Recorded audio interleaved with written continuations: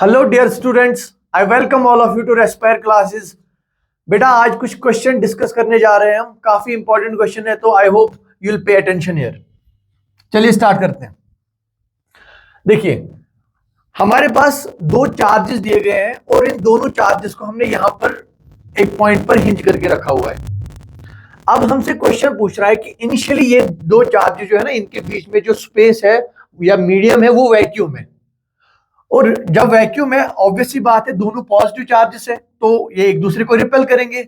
और रिपेल करने के बाद जो इनकी इक्विलिब्रियम स्टेट है, उस इक्विलिब्रियम स्टेट में इनके बीच में जो एंगल है वो थीटा गिवन है। चलिए ये एंगल गिवन है यहां पर थीटा, तो ये एंगल भी यहां पर थीटा ही होगा। अब हमसे पूछा गया है इस सारे सिस्टम को हम किसी मीडियम के अंदर रख देंगे, मान लो किसी लिक्विड के अंदर ले गए हम इसमें, और उस लिक्विड का हमें क्या दिया गया है, उसकी डेंसिटी दी गई है। और हमसे पूछा गया है कि अगर लिक्विड में ले जाने के बाद भी ये दो चार्जेस इसी पोजीशन में रहे, यानी फिर से ये वर्टिकल के साथ थीटा एंगल ही बना रहे हैं, हमें देखना है कि डाइइलेक्ट्रिक कांस्टेंट क्या होगा इस मीडियम का। एक बार क्वेश्चन पढ़ लीजिए, समझ लीजिए, उसके बाद इस प्रॉब्लम को सॉल्व करेंगे। चलिए देखिए बेटा, अगर मैं पहले केस की बात करूं, जब इन दोनों चार्जेस को एयर में रखा गया है तो जो डायग्राम है ना कुछ इस तरीके से बनेगा। देखिए ये वर्टिकल है और वर्टिकल में यहां पर ये चार्ज है, मैं एक चार्ज ले लेता हूं प्लस क्यू। अब देखिए बेटा इस थ्रेड में इस तरीके से टेंशन होगा। अगर मैं इस टेंशन को रिजॉल्व करूं सो वी विल गेट एक कंपोनेंट हमें यहां से मिल जाएगा, टेंशन का कॉस कंपोनेंट होगा ये, बिकॉज ये भी यहां पर थीटा होगा। अच्छा, इस चार्ज पे इस डायरेक्शन में इलेक्ट्रोस्टैटिक फोर्स लग रहा होगा इस चार्ज की वजह से, तो उसको मैं नाम देता हूं एफ इलेक्ट्रोस्टैटिक। और इस डायरेक्शन में कौन सा फोर्स होगा, इस डायरेक्शन में टेंशन का साइन कंपोनेंट होगा टी साइन ऑफ थीटा। और ऑब्वियस ही बात है डाउनवर्ड डायरेक्शन में यहां पर mg होगा। अगर हम इस मास ये जो चार्ज है यहां पर, इसका मास m मान ले, तो ये हमने देख ली इसकी जो फ्री बॉडी डायग्राम है। तो यहां पर हमें क्या इक्वेशन मिलेंगी, ये देखिए बेटा, इक्विलिब्रियम पोजीशन है तो ये टी साइन थीटा किसके बराबर होगा, टी साइन थीटा बराबर होगा एफ इलेक्ट्रोस्टैटिक के। ये एफ ई एस यहां पर इलेक्ट्रोस्टैटिक फोर्स है इन दो चार्जेस के बीच में। अच्छा, अगर मैं टी कॉस थीटा देखूं, टी कॉस थीटा तो बराबर होगा mg के, और यहां से मुझे tan थीटा किसके बराबर मिला, I am getting tan theta is f electrostatic divided by mg। ये देखिए ये मुझे यहां पर tan थीटा का वैल्यू मिला। अब क्वेश्चन क्या पूछ रहा है हमसे, क्वेश्चन कह रहा है इस पूरे के पूरे सेटअप को एक लिक्विड के अंदर डिप करेंगे, उस लिक्विड का हमें यहां पर डेंसिटी गिवन है, ये देखिए डेंसिटी गिवन है यहां पर। और हमसे पूछा गया है कि इन दोनों चार्जेस के बीच में जो सेपरेशन है वो अभी भी सेम है जो एयर के केस में था। तो हमें पूछा गया है कि उस मीडियम का डाइइलेक्ट्रिक कांस्टेंट क्या होगा। चलिए शुरू करते हैं। अब यहां पे मैं आपसे पूछता हूं कि मान लो हमने ये सिस्टम इस मीडियम के लिए, इस मीडियम के अंदर लिया, इन मीडियम एम, किसी मीडियम की बात हो रही है। चलिए बेटा अब देखते हैं इस मीडियम में क्या फ्री बॉडी डायग्राम बनेगा इस चार्ज का। ये देखिए ये वर्टिकल है, सेम चार्ज को मैं फिर से यहां पे ले रहा हूं। अब देखिए इस केस में क्या होगा, इस केस में जो वेट है वो अभी भी डाउनवर्ड होगा mg, weight will still be downwards mg, लेकिन इस लिक्विड की वजह से एक बायॉन्ट फोर्स आएगा। और ऑब्वियस सी बात है अगर ये वो बायॉन्ट फोर्स इससे अपवर्ड लगेगा तो मैं यहां पर माइनस कर देता हूं। क्या माइनस करूंगा, बायॉन्ट फोर्स इसमें। और ये बायॉन्ट फोर्स कितना होगा ये पहले कैलकुलेट कर लेते हैं। देखिए अगर मैं बायॉन्ट फोर्स की बात करूं तो ये बराबर होता है किसके, mass of the liquid displaced, ठीक है ना, mass of the liquid displaced. अभी मुझे देखना है कि कितना मास डिस्प्लेस हुआ, ठीक है ना। और अगर लिक्विड डिस्प्लेस हुआ उसका मास मान लो m है इंटू जी, तो यही फोर्स होगा m इंटू जी। लेकिन अभी मुझे कैलकुलेट करना है कि ये mg होगा कितना। देखिए वी नो डेंसिटी बराबर होता है मास बाय वॉल्यूम, तो मास किसके बराबर होगा, मास बराबर होगा डेंसिटी इंटू वॉल्यूम, ठीक है ना। ये एक जनरल स्टेटमेंट है, ये आप याद रखेंगे। और यहां पर ये जो बॉल है, ये जो बॉल यहां पर है, हमें गिवन है कि इस बॉल का मास है m और इस बॉल की डेंसिटी यहां पर देखो, इसकी डेंसिटी भी दिया गया है कितना, रो। इसका मास डेंसिटी यहां पर रो दिया गया है।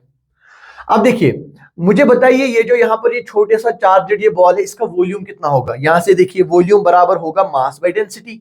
तो मैं लिख सकता हूं इस चार्जड बॉडी का जो वॉल्यूम है वो बराबर है इसका मास इस चार्जड बॉडी का डिवाइडेड बाय इसका मास डेंसिटी। ठीक है ना। अब देखिए जितना इस बॉडी ने इस मीडियम के अंदर वॉल्यूम ऑक्यूपाई किया होगा उतना ही वॉल्यूम भी डिस्प्लेस हुआ होगा, उतने ही वॉल्यूम की वजह से क्या होगा, उतने ही वॉल्यूम की वजह से बायोंट फोर्स भी होगा। ये देखिए अब हमें यहां पर मास निकालना है, तो मास बराबर होगा डेंसिटी इंटू वॉल्यूम, और इस लिक्विड का डेंसिटी दिया गया है sigma, sigma into V into G, ये होगा बायोंट फोर्स। ठीक है ना। फिर से देखते हैं, सिग्मा हमें गिवन है, ये वॉल्यूम कितना है, ये वॉल्यूम उस पानी का या उस लिक्विड का वॉल्यूम है जो इस चार्जड बॉडी ने यहां पर डिस्प्लेस किया हुआ है, और वो किसके बराबर आया, m डिवाइडेड बाय रो। तो यहां पर आ जाएगा m divided by rho into G, and this is the buoyant force. ये बायोंट फोर्स आ जाएगा यहां पर, देखिए किसके बराबर आया, ये बराबर आया sigma by rho times mg। I hope आपको ये बात समझ आ गई होगी। चलिए क्वेश्चन पे वापस आते हैं।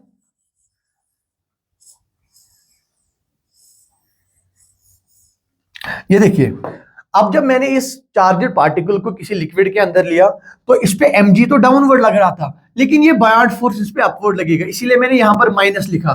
तो यहां पे लिखूंगा मैं sigma by rho into mg। ठीक है ना। अभी देखो टेंशन भी चेंज हो जाएगा क्योंकि डिफरेंट फोर्सेस लग रहे हैं, तो मैं टेंशन यहां पर t से नहीं t डैश से रिप्रेजेंट करूंगा। हमें बोला गया है क्या, हमें बोला गया है कि ये एंगल जो है ना ये चेंज नहीं हो रहा है, दो चार्जेस के बीच में सेपरेशन चेंज नहीं होगी, जब सेपरेशन चेंज नहीं होगी तो थीटा भी चेंज नहीं होगा। तो यहां से कौन सा कंपोनेंट आ जाएगा, यहां से आ जाएगा t dash of cos theta, और यहां से कौन सा कंपोनेंट आ जाएगा t डैश साइन थीटा, और ये कौन सा कंपोनेंट होगा, this will B electrostatic repulsion between these two charges, और ये किसके बराबर होगा, ये बराबर होगा एफ डैश एस, क्योंकि वी नो जब वैक्यूम में दो चार्जेस होते हैं अगर उनके बीच में फोर्स एफ है और इसी चार्ज सिस्टम को मैं किसी और मीडियम के अंदर ले जाऊं तो हमें पता है कि उनके बीच का जो फोर्स है वो रिड्यूस हो जाता है बाय अ फैक्टर ऑफ के, वेयर के is the dielectric constant of the medium. तो इसीलिए मैंने यहां पर एफ डैश लिखा। अब अगर मैं ये इक्विलिब्रियम स्टेट को कंसिडर कर रहा हूं तो मैं क्या इक्वेशन लिख सकता हूं, I can write here T dash sign of theta किसके बराबर होगा, F dash electrostatic, F dash electrostatic. और बेटा ये एफ डैश इलेक्ट्रोस्टैटिक कितना होगा, आप कहेंगे ये बराबर होगा जो इनिशियली इलेक्ट्रोस्टैटिक फोर्स था इन दो चार्जेस के बीच में डिवाइडेड बाय हो जाएगा डाइलेक्ट्रिक कांस्टेंट की, because we know in a medium the force reduces by a factor of dielectric constant। और यहां पर ये जो t dash sine t dash cos theta है, t डैश cos थीटा ये किसके बराबर होगा, ये बराबर होगा mg minus sigma by rho mg। इसमें से mg में कॉमन ले लेता हूं, mg अगर मैंने कॉमन लिया तो ये क्या बन जाएगा 1 माइनस सिग्मा बाय रो। ठीक है ना। चलिए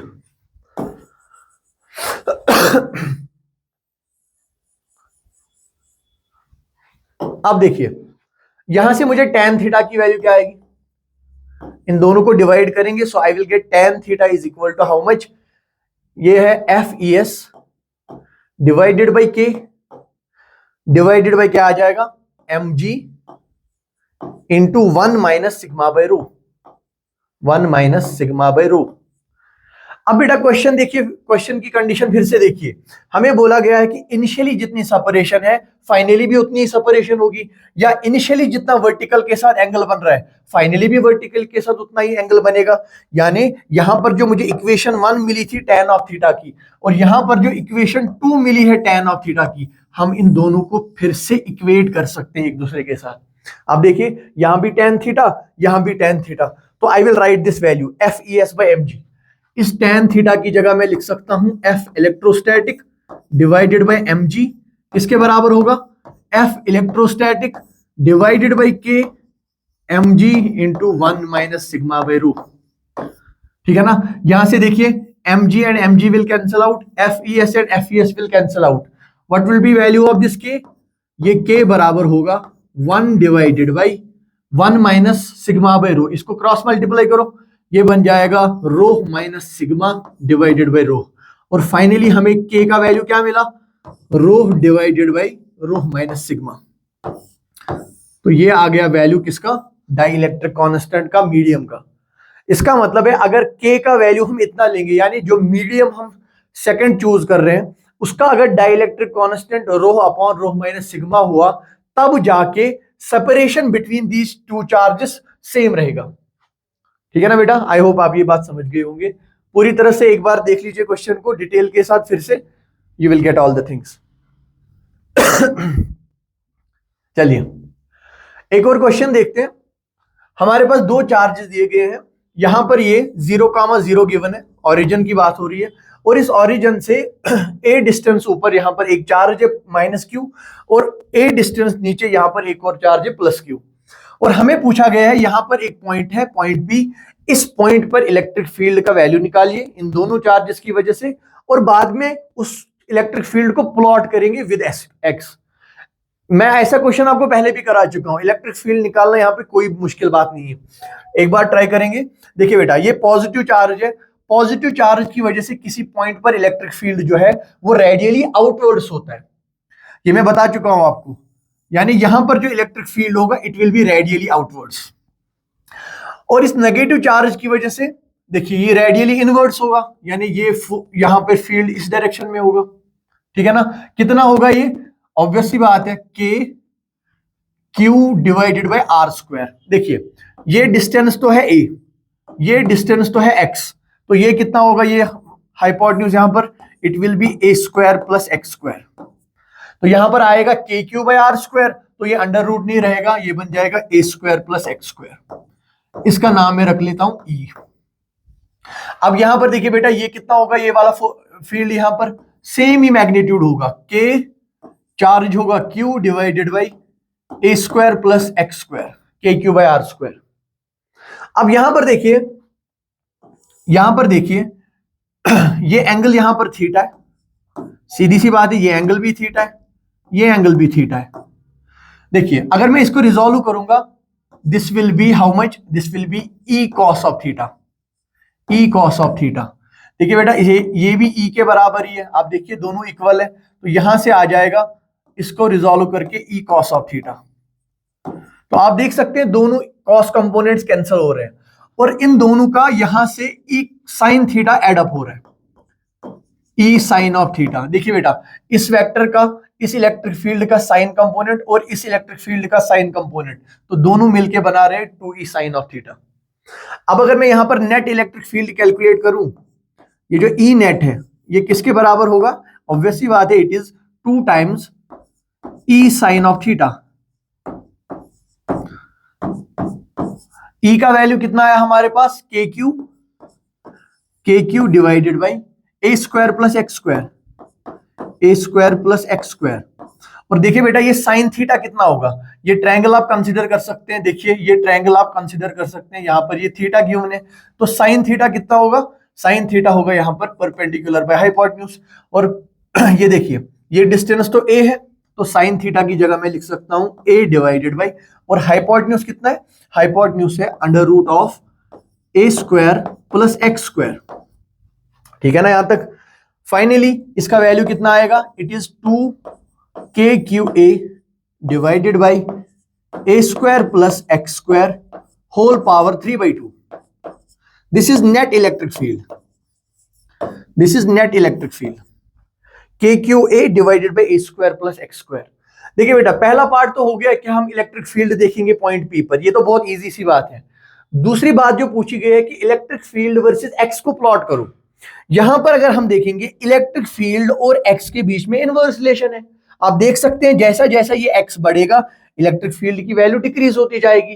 तो मैं यहां पर एक पॉइंट लिख सकता हूं कि electric field in this case, बेटा ये जनरल स्टेटमेंट नहीं है, in this case electric field is monotonically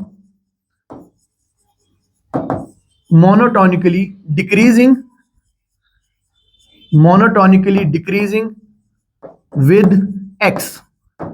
जैसे ही हम एक्स का वैल्यू बढ़ा रहे हैं तो ये value of electric field at point P ये डिक्रीज हो रहा है, ठीक है ना। अब देखिए यहां पर एक और खास बात है, अगर मैं यहां पर x की जगह -x दे दूं, -x देने का मतलब है, मान लीजिए ये तो ओरिजिन है यहां पर 0,0, तो मैंने ये पॉइंट P लिया था x,0 पर, x की जगह -x देने का मतलब है अगर मैं यहां नेगेटिव साइड से ये x वाला पॉइंट लेता, जरा वहां पर चेक करेंगे, अगर मैं यहां x की जगह -x डाल दूं तो उस टाइम इलेक्ट्रिक फील्ड क्या आएगा। देखिए जो नेट इलेक्ट्रिक फील्ड इस केस में हमें मिलेगा, जब हम बेटा क्या करेंगे, x की जगह देंगे हम -x, देखिए तो ये बन जाएगा 2 KQA divided by a square plus x की जगह क्या आएगा बेटा, माइनस x का स्क्वायर होल पावर 3/2। अब हम यहां पे देख सकते हैं -x का स्क्वायर क्या होता है, वो तो फिर से x स्क्वायर ही आ गया, इसका मतलब e ऑफ -x हमें बराबर आ गया e ऑफ x। और इस तरीके की फंक्शन जब हमें e ऑफ -x बराबर आ जाएगा e ऑफ x के, तो हम इसे कहते हैं even function. We call such a function as even function. Even function यानी अगर मैं x की जगह पर -x ले लूं, यानी यहां कहीं पर एक पॉइंट लूंगा मैं, उस पॉइंट पर जो इन दोनों चार्जेस की वजह से जो फील्ड होगा, उस फील्ड की डायरेक्शन भी सेम होगी इसके जैसे, उसका मैग्नीट्यूड भी बिल्कुल ऐसे ही होगा। और अगर आपको मैं कुछ वैल्यूज दिखाना चाहूं, मान लेते हैं, देखिए x का वैल्यू जब भी बढ़ेगा, चाहे हम ओरिजिन या 0,0 से पॉजिटिव एक्सिस में जाए या 0,0 से नेगेटिव एक्सिस में जाए, हर केस में इलेक्ट्रिक फील्ड डिक्रीज होगा। क्योंकि अगर मान लो मैंने x का वैल्यू कुछ पॉजिटिव ले लिया, मान लो 5 ले लिया, तो यहां पर बन जाएगा 25, और अगर मैंने x का वैल्यू -5 लिया तो -5 का स्क्वायर तो फिर से +5 बन जाएगा। यानी कोई भी वैल्यू हम लेंगे x का, पॉजिटिव या नेगेटिव, उस पे ये फंक्शन डिक्रीज ही होगी, इसीलिए मैंने लिखा है कि ये मोनोटोनिकली डिक्रीज हो रहा है। हम चेक करेंगे कि 0 पर इसका वैल्यू क्या होगा। See will write at x equal to 0। अब देखिए जब x 0 होगा तो ये क्या बनेगा, देखिए ये x वाली टर्म तो कैंसिल, यहां पर है a स्क्वायर पावर 3/2, तो स्क्वायर और square cancel, it will become a cube, numerator का a डिनोमिनेटर का a cancel, we will get 2kq divided by a square. So we get E net is equal to how much, 2 times kq divided by a square, ठीक है ना। और इसके बाद 0 के बाद जो भी हम x का वैल्यू लेंगे, चाहे पॉजिटिव में चाहे नेगेटिव में, वो हर एक वैल्यू इस इलेक्ट्रिक फील्ड को डिक्रीज करता जाएगा। ये देखिए ये 0,0 है, और यहां पर हमें x इक्वल टू 0 पर कितना वैल्यू मिला था, ये मिला 2kq divided by a square. देखिए यहां से डिक्रीज डिक्रीज डिक्रीज होता जाएगा and it will tend to 0। अब देखिए since it is an even function, तो याद रखिए इवन फंक्शन में जो फर्स्ट क्वाड्रेंट में ग्राफ बन रहा है, सिमिलर ग्राफ कहां पर बनेगा, सेकंड क्वाड्रेंट में भी, तो इस तरीके का ग्राफ भी इस साइड से आ जाएगा, ठीक है ना। तो दोनों चीजें हमने कवर कर ली। We have plotted electric field at point P, sorry we have found the value of electric field at point P, और दूसरी बात हमने इलेक्ट्रिक फील्ड वर्सेस x को प्लॉट भी किया हुआ है, ठीक है ना। चलिए क्वेश्चन नंबर 2 डन। नेक्स्ट, ये भी एक बढ़िया सा क्वेश्चन है। देखिए यहां पर हमारे पास एक यूनिफॉर्मली चार्ज्ड रॉड गिवन है, sorry uniformly charged ring given है, और हमारे पास एक रॉड भी है जिसका चार्ज Q है और उसकी लेंथ है R, है ना। ये रॉड है यहां पर, इसकी लेंथ है R और इस पे चार्ज है स्मॉल q, और यहां पर जो ये रिंग है इस पे टोटल चार्ज है +q और इसका रेडियस भी है +r। अब हमसे पूछा गया है कि इस रॉड का एक एंड हमने बिल्कुल इसके सेंटर पे रखा हुआ है, बिल्कुल सेंटर ऑफ द रिंग पे रखा हुआ है, और जो ये जो रॉड है इसको हमने अलोंग द एक्सिस रखा हुआ है। यानी अगर ये हमारे पास सर्कुलर रिंग है तो ये सर्कुलर रिंग का सेंटर, सर्कुलर रिंग के सेंटर पे मैंने इस तरीके से इस रॉड को रखा हुआ है, यानी इस तरीके से ये रिंग बन रहा है कुछ, ठीक है ना। हमसे पूछा गया है कि इस रिंग की वजह से इस रॉड पर कितना फोर्स होगा, ये हमारा क्वेश्चन पूछा गया। इस रिंग की वजह से इस रॉड पे हमें बताइए फोर्स होगा कितना, ठीक है ना।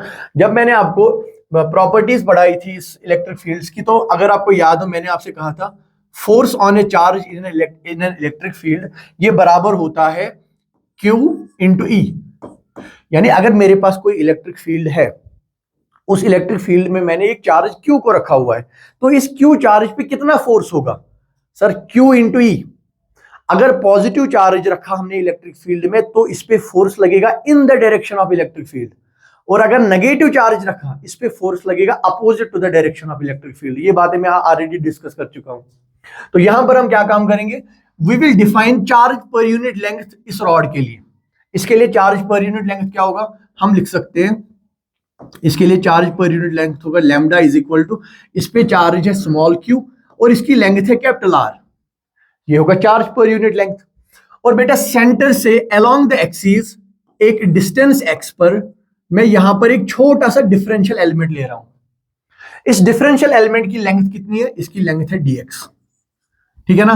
अब बताइए इस छोटे से डिफरेंशियल एलिमेंट का चार्ज कितना होगा, हम कहेंगे इसका चार्ज होगा dq, और dq किसके बराबर होता है, lambda into dx, lambda into dx। इसको थोड़ा सा सॉल्व करेंगे तो we will get dq is equal to lambda is q by r into dx, ठीक है ना। ये आ गया क्या, ये आ गया इस छोटे से एलिमेंट पर क्या, चार्ज। अभी मैंने आपसे कहा कि अगर इलेक्ट्रिक फील्ड के अंदर एक छोटे से चार्ज को रखेंगे उस पर फोर्स कितना होगा sir, electric field time charge. तो हमें पता है इस रिंग की वजह से एक्सिस पर कितना इलेक्ट्रिक फील्ड बनता है, हम ये कैलकुलेट कर चुके हैं।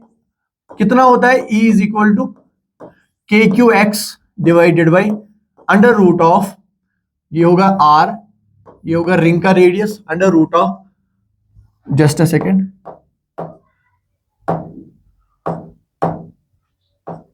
It will be R square plus X square whole power 3/2। ये होगा electric field due to this ring at any point on the axis. और सिंस ये रॉड भी अलोंग द एक्सिस है, और जो मैंने ये डिफरेंशियल एलिमेंट यहां पर लिया है ये कितना दूर है सेंटर से, x डिस्टेंस दूर है। तो बताइए इस डिफरेंशियल एलिमेंट पर कितना फोर्स लगा होगा। देखिए मैं लिख सकता हूं इस पे जो फोर्स लगा होगा वो होगा dF, छोटा सा फोर्स लगा होगा। और फोर्स किसके बराबर होता है sir, charge multiplied by electric field. ये देखिए इलेक्ट्रिक फील्ड, इलेक्ट्रिक फील्ड तो है K Q X divided by R square plus X square whole power 3/2।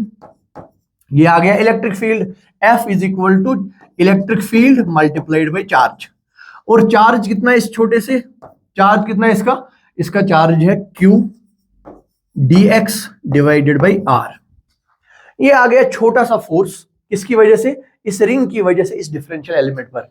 अब अगर मैं चाहता हूं नहीं पूरे इस रॉड पर फोर्स कितना आएगा, सीधी सी बात है, हम छोटे छोटे डिफरेंशियल एलिमेंट लेंगे, यहां पर एक छोटा सा एलिमेंट, फिर दूसरा एलिमेंट, तीसरा एलिमेंट, चौथा एलिमेंट, पांचवा element, till we reach this and.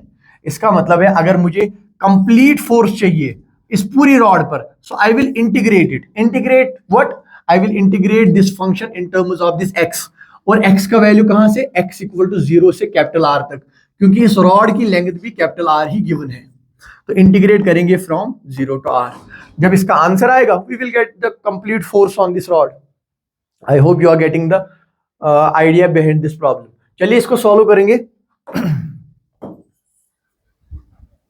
देखिए ये जो डिफरेंशियल एलिमेंट है, यहां से हमें फोर्स किसके बराबर मिलेगा, हमें फोर्स बराबर मिलेगा integration of what, integration of K Q X Q D X divided by R into R square plus X square whole power 3/2। ये हमें इंटीग्रेट करना है कहां से कहां तक, 0 से लेकर कैपिटल R तक।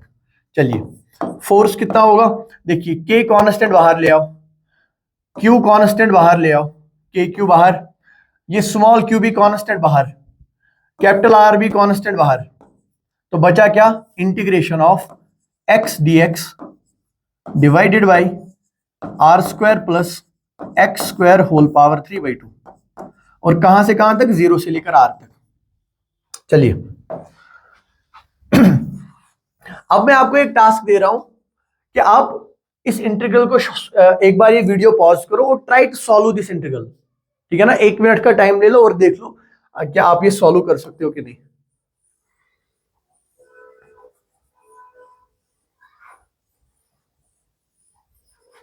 चलिए देखिए अगर मैं आपको इसका सॉल्यूशन दिखाऊं, देखिए यहां पर है हमारे पास इसका इंटीग्रेशन है X D X upon R square plus X square whole power 3/2। मैं इसको सबस्टिट्यूशन से सॉल्व करूंगा। देखिए कैसे,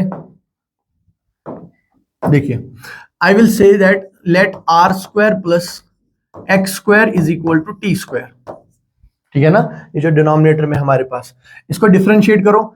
आर तो कांस्टेंट है, differentiation of constant is 0। X का डिफरेंशिएशन क्या आएगा, it will B 2x dx। Differentiation of T square क्या होगा, it will B 2t dt। यहां से 2 और 2 कैंसिल, so we get x dx। किसके बराबर आया x dx, t dt के बराबर। अब सबस्टिट्यूट करते हैं ये वैल्यू सबस्टिट्यूट करेंगे मेन इक्वेशन में। So we will get integration of what, x dx की जगह क्या आएगा, t dt divided by R square plus X square की जगह मैं टी स्क्वायर रखूंगा। टी स्क्वायर पावर कितना होगा, 3/2। ये है हमारे पास इंटीग्रल जो हमें सॉल्व करना है। अब देखिए कितना आएगा ये देखिए ये टी स्क्वायर और ये 1/2 तो कैंसिल, तो हमारे पास आया T cube. T divided by T cube कितना होगा, 1/t स्क्वायर। तो हमें इंटीग्रल मिला dt divided by T square. और जब आप इसको सॉल्व करोगे you will get minus of 1/t। यहां से तो सॉल्व करना आएगा आपको, इस t पावर -2 को ऊपर ले जाओ तो ये बन जाएगा t पावर -2। तो t पावर -2 का इंटीग्रेशन क्या होता है, t पावर -2 + 1 डिवाइडेड बाई -2 + 1। इतनी मैथ तो आपको आती है। अब देखिए यहां पर हमें मिला -1 डिवाइडेड बाई, देखिए हमारे पास टी स्क्वायर का वैल्यू है R square plus X square, तो टी का वैल्यू क्या होगा, टी का वैल्यू होगा under root of R square plus X square. तो यहां पर आ जाएगा under root of R square plus X square, ठीक है ना। इंटीग्रल सॉल्व, वापस आते हैं यहां पर तो हमें मिला यहां पर f किसके बराबर, के Q small q divided by r। और इंटीग्रल सॉल्व करके क्या आया, इंटीग्रल सॉल्व करके आया माइनस, उस माइनस को मैं यहां पर लिख देता हूं 1 upon under root of R square plus X square. और लिमिट्स कहां से कहां तक, 0 से लेकर r तक। हो गया सॉल्व, चलिए देखते हैं। f is equal to minus K Q small Q by r। देखिए पहले x की जगह हम कैपिटल R रखेंगे तो क्या मिलेगा, हमें मिलेगा 1 डिवाइडेड बाय, देखिए आर स्क्वायर तो उधर ही है, x की जगह r रखो तो r स्क्वायर बनेगा, r square plus r square is 2r square and under root of 2r square कितना है, √2r। उसके बाद माइनस, अब x की जगह 0 डाल दो तो ये बन जाएगा under root of r square, और under root of r square तो बराबर है r के। ये देखिए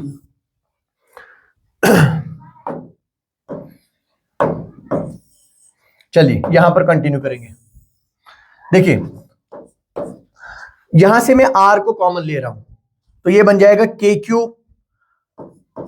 Q small Q divided bye, यहां से r कॉमन ले लो तो ये r स्क्वायर बनेगा। और ये जो माइनस है यहां पर, इसको इंटरनल मल्टीप्लाई कर दो यहां पर, तो हमें मिल जाएगा 1 - 1 divided by √2 and this is the answer. ये रहा आंसर कि इस यूनिफॉर्मली चार्ज्ड रिंग की वजह से इस रॉड पर टोटल कितना फोर्स लगेगा, ये रहा उसका एक्सप्रेशन। ठीक है ना, क्लियर है ना ये सब। चलिए ये क्वेश्चन भी डन। अब देखिए एक और क्वेश्चन है यहां पर इस क्वेश्चन में दो चीजें, एक तो इलेक्ट्रोस्टैटिक और दूसरा एसएचएम, दोनों को कंबाइन किया हुआ है। ये देखिए फिर से हमारे पास एक यूनिफॉर्मली चार्ज्ड ये है रिंग, इसका चार्ज है Q और इसका रेडियस है R, ठीक है ना। और इसके सेंटर पे यहां पर एक नेगेटिवली चार्ज्ड पार्टिकल जिसका चार्ज है E, नेगेटिवली चार्ज्ड है ये, इसको बिल्कुल इसके सेंटर पे रखा गया है। अब हमसे पूछा गया है कि इस नेगेटिवली चार्ज्ड पार्टिकल को अगर मैं थोड़ा सा डिस्प्लेस कर लूं, मान लो यहां से मैंने इसको यहां तक ले आया, मैं इसको मैंने इतना डिस्प्लेस किया, लेकिन ये बात आप याद रखिए, इसमें गिवन है कि इसको स्लाइटली डिस्प्लेस किया गया है। स्लाइटली का मतलब है ये जो एक्स डिस्प्लेसमेंट है ये इस रेडियस के मुकाबले में बहुत ही छोटा है, ठीक है ना। ये एक्स डिस्प्लेसमेंट जो है ये रेडियस के मुकाबले में काफी छोटा है, हल्का सा डिस्प्लेसमेंट हुआ है। अब हमें पूछा गया है कि जब हम इसको थोड़ा सा डिस्प्लेस करके छोड़ देंगे, हमें बोला गया कि इसकी जो मोशन होगी वो हमें प्रूफ करनी है कि एसएचएम होगा, और जब हम प्रूफ करेंगे कि एसएचएम होगा हमें इसका टाइम पीरियड भी निकालना है। एक कंडीशन दिया गया है कि एज्यूम नो ग्रेविटी, यानी इस चार्जेड पार्टिकल का अगर कोई मास है ना तो हम ग्रेविटी यहां पर कंसिडर नहीं कर रहे, we are purely dealing with electrostatics here, ठीक है ना। अब देखिए फिर से मैं आपको वही बात बताता हूं कि अगर हमारे पास एक चार्जेड पार्टिकल है ई, ये चार्जेड पार्टिकल पॉजिटिव भी हो सकता है, ये चार्जेड पार्टिकल नेगेटिव भी हो सकता है। अगर इस चार्जेड पार्टिकल को मैं किसी इलेक्ट्रिक फील्ड के अंदर रखूं, इस पे फोर्स कितना लगेगा सर? फोर्स लगेगा QE, फोर्स लगेगा चार्ज, जो इतना इसका चार्ज होगा E multiplied by the electric field intensity. अब डिफरेंस क्या होगा प्लस और माइनस से? अगर प्लस है तो in the direction of electric field force लगेगा, अगर माइनस है तो opposite to the direction of electric field force लगेगा। और याद रखना बेटा, मैं आपको पढ़ा चुका हूं कि यूनिफॉर्मली चार्जेड रिंग जिसका चार्ज है प्लस Q, इस प्लस Q चार्ज रिंग की वजह से अगर मैं एक्सिस के किसी भी पॉइंट पर इलेक्ट्रिक फील्ड देखूं तो वो नेट इलेक्ट्रिक फील्ड ऐसे होता था EX डायरेक्शन में। अगर आपको याद होगा इस पॉजिटिव पॉइंट का एक कंपोनेंट तो इस साइड से आ रहा था, इस बॉटम वाले पॉइंट का एक कंपोनेंट तो इधर से आ रहा था, और जब हम इसको रिजॉल्व कर रहे थे तो ये साइन कंपोनेंट और साइन कंपोनेंट तो कैंसिल हो रहे थे, लेकिन कॉस कंपोनेंट्स ऐड अप हो रहे थे। इसका मतलब जब मैंने इस चार्जेड पार्टिकल को थोड़ा सा डिस्प्लेस किया, इस पॉइंट तक लिया, ठीक है ना, ये तो नेगेटिवली चार्जेड पार्टिकल है, और नेगेटिवली चार्जेड पार्टिकल कहां पर है? इलेक्ट्रिक फील्ड में। किसके इलेक्ट्रिक फील्ड में? इस यूनिफॉर्मली चार्जेड रिंग के। और ये इलेक्ट्रिक फील्ड है किधर? इस डायरेक्शन में। ये रहा इलेक्ट्रिक फील्ड किसका? यूनिफॉर्मली चार्जेड रिंग का। चलिए अब अगर देखिए इलेक्ट्रिक फील्ड तो इधर राइट जा रहा है और ये नेगेटिवली चार्जेड है। अगर नेगेटिवली चार्जेड को इलेक्ट्रिक फील्ड में रखेंगे तो फोर्स कितना कहां लगेगा? फोर्स लगेगा अपोजिट टू इलेक्ट्रिक फील्ड। इसका मतलब एक कंडीशन तो हमने प्रूव कर ली। क्या कंडीशन? हमने पार्टिकल को डिस्प्लेस किया था राइट, और उस पर फोर्स कहां लग रहा है? Opposite to the displacement. This is condition first of SHM. क्या कंडीशन है? कि फोर्स, एक सेकेंड, यहां पे मैं फोर्स नहीं, यहां पे मैं लिखूंगा restoring force. Restoring force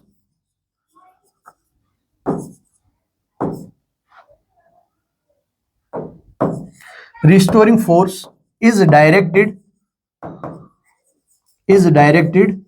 opposite to displacement।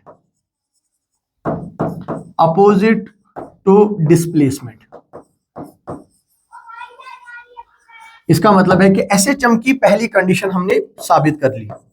क्या थी पहली कंडीशन?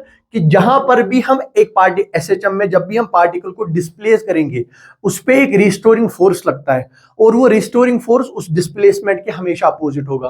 तो देखिए बेटा, ये नेगेटिवली चार्जेड है, मैंने इसको थोड़ा सा डिस्प्लेस किया, ये रहा in the direction of electric field. Negative पे फोर्स लगता है opposite to the direction of electric field, तो इधर राइट की तरफ डिस्प्लेसमेंट और लेफ्ट की तरफ फोर्स, यानी पहला कंडीशन एसएचएम का डन। अब देखते हैं ये फोर्स है कितना इस पर, ये फोर्स जो आया इस पर ये होगा कितना। तो ये फोर्स जो होगा हमें पता है इलेक्ट्रिक फील्ड कितना होता है रिंग की वजह से एक्सिस पर, ये होता है KQX divided by R square plus X square whole power 3/2। यही तो होता है फोर्स, सॉरी यही तो होता है फील्ड। और फील्ड को अगर मैं चार्ज से मल्टीप्लाई करूं, चार्ज से मैंने इसको मल्टीप्लाई किया, ये तो फोर्स बन गया। F is equal to charge into electric field. इसको थोड़ा सा रीअरेंज करेंगे, यहां पे हमें मिल गया F is equal to KQ। बेटा ये कैपिटल Q जो है ना ये चार्ज है इस रिंग का, और ये जो स्मॉल e है ये चार्ज है पार्टिकल का, divided by R square plus X square whole power 3/2 multiplied by this X। ठीक है ना ये बात। अब फिर से इस पॉइंट पे आइए, ये यहां पर जो लिखा हुआ है, क्या लिखा है यहां पे? If the charged particle is displaced slightly, यानी ये x जो है ना ये बहुत ही छोटा है। अगर x बहुत ही छोटा है तो क्या होगा? देखिए अगर ये x छोटा है ना, इसका मतलब R square plus X square को मैं अप्रोक्सीमेटली R स्क्वायर लिख सकता हूं। If x less than R, अगर x R से बहुत ही छोटा है तो क्या लिख सकता हूं मैं लिख सकता हूं R square plus X square, मैं लिख सकता हूं ये लगभग R स्क्वायर के ही बराबर होगा। ठीक है ना।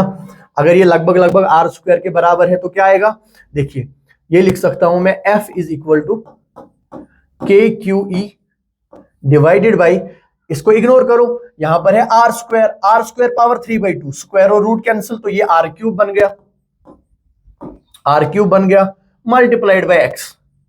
अब देखिए अगर आप गौर से देखिए ये सारी जो टर्म्स है ना ये कांस्टेंट से, के be constant, Q be constant, E be constant, R be constant, तो मैं यहां पर लिख सकता हूं कि ये जो फोर्स लग रहा है इस पार्टिकल पर, it is directly proportional to x.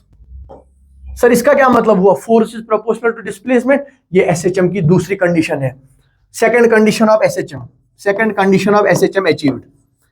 SHM में अगर हमारे पास दो कंडीशंस आ गई, पहली कि फोर्स रेस्टोरिंग फोर्स लगता है कहां पर, अपोजिट टू डिस्प्लेसमेंट, टिक। दूसरा क्या, force should be proportional to displacement, tick. दोनों कंडीशन सेटिस्फाई होगी, सो वी कंक्लूड कि ये पार्टिकल की जो मोशन है ये सिंपल हार्मोनिक होगी, लेकिन कब, जब इसकी डिस्प्लेसमेंट बहुत ही कम होगी as compare to the radius. तो पहली चीज हमने कर ली प्रूफ कि it will perform SHM, done. अब इसका टाइम पीरियड भी पूछा गया है। देखिए अब बस इस इक्वेशन को याद रखिए, K Q E by R cube. देखिए हमें मिला force is equal to how much, K Q E divided by R cube into x.